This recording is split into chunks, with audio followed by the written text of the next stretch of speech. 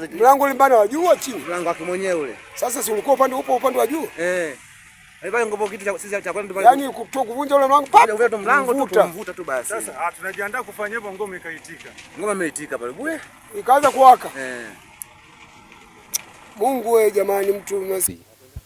Akizungumzia kuhusu tukio hili, kamanda wa polisi wa mkoa wa Ruvuma, Kamanda Marco Chilia, anasema majira ya saa 4 asubuhi huko kijiji cha Huria, kata ya Matemanga, tarafa ya Matemanga, wilaya ya Tunduru, mkoa wa Ruvuma, katika barabara kuu ya Tunduru Songea, gari lenye namba za usajili T833EFY aina ya Toyota Novus, tenki ya mafuta mali ya kampuni ya Sud Industry Limited Dar es Salaam, likiendeshwa na dereva aliyetambulika kwa jina la Adam Abraham, miaka 46, mkazi wa Boko Bunju, jijini Dar es Salaam, likiwa limebeba mafuta ya petroli likitokea Mtwara kwenda Zambia, liliacha njia na kupinduka kisha kuwaka moto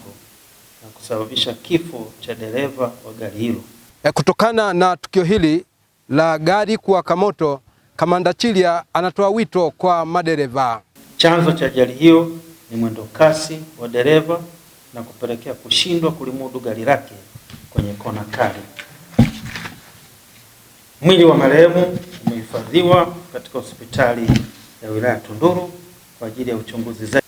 Natoa wito kwa madereva na wamiliki wa vyombo vya moto kuchukua tahadhari na kuwa makini wanapoendesha vyombo vya moto na kufuata sheria na kanuni za usalama barabarani. Nikiripoti kutoka ofisi za makao makuu ya Jeshi la Polisi mkoa wa Ruvuma zilizopo manispaa ya Songea, mimi ni Joseph Mwambije wa ITV.